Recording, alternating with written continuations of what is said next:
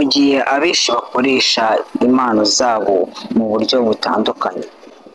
Hari umusore w'umunyarwanda wiyemeje gukoresha ijwi rye ngo ahe Imana icyubahiro no gukiza imitima y'abababaye, yitwa Israel Mbonyi. Israel Mbonyi ni muntu ki?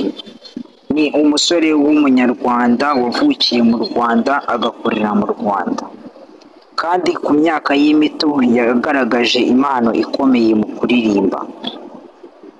Aho yatangiye urugendo rwe mu muziki, yatangiye kuririmba mu rusengero ruto rw'iwabo, nubwo atari afite ibikoresho byinshi cyangwa ubumenyi bwinshi cyangwa amahirwe menshi. Yizeraga ko Imana izamufasha gukomeza urugendo rwe. Avuga ko yaririmbye bwa mbere afite imyaka 12.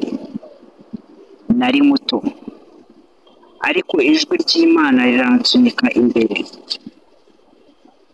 Imbogamizi yahuye nazo.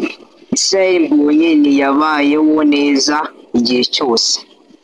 Yahuye n'imbogamizi nyinshi, nko kubura ubushobozi bwo kwishyura studio, kutitabwaho n'abatunganya umuziki, ndetse no guhamagarwa, ndetse no kugabanya agasuzuguro abantu bamusuzuguraga. Gusa niba wumvise iki kiganiro n'aya mateka ya Israel Mbonyi, nizeye neza ko ukuyemo inyigisho. Gusa mu rugendo rwe yari yize guca bugufi, kudacika intege, gusenga cyane, nabyo byamuhaye kuba umusitari. Nawe inyigisho wamukuraho mu bintu byose yagiye acamo. Niba ufite icyo ushoboye, senga, kora cyane, ntucike intege, ubikunde. I promise njeje ko bizakunda. Thank you. Subscribe to our channel, tuzabana mu zindi video. I like you.